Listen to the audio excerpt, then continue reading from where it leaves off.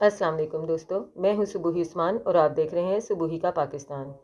دوستو، خبر ہے سعودی عرب کی طرف سے، جیسا کہ آپ سبھی جانتے ہیں کہ سعودی عرب میں آج کل بہت ہی زیادہ ہلچل ہے، بہت ہی زیادہ ہنگامہ ہے۔ حالیہ بارشوں کی وجہ سے سعودی عرب میں جو سیلاب آیا ہے، اس کی وجہ سے جو نقصانات ہوئے ہیں، اس کی وجہ سے ویسے ہی سعودی عوام اور سعودی حکمران جو ہیں وہ کافی زیادہ پریشان ہیں۔ اس کے بعد ایک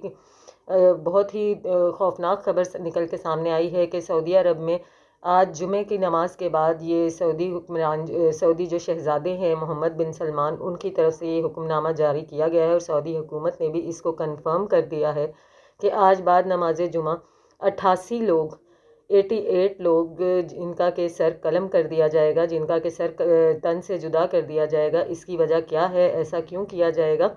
اس کی وجہ دوستوں یہ ہے کہ یہ وہ تمام افراد ہیں جو کہ سعودی شہریت نہیں رکھتے ہیں، بلکہ یہ سرحد عبور کر کے غیر قانونی طریقے سے سعودی عرب میں داخل ہوئے ہیں، اور اب سعودی حکمران اور سعودی کنگ شہزادے محمد بن سلمان کی طرف سے یہ حکم نامہ جاری کیا گیا ہے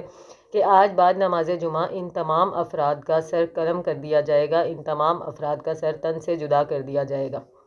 ملتی ہوں آپ سے اپنی اگلی ویڈیو میں، تب تک کے لیے اللہ حافظ۔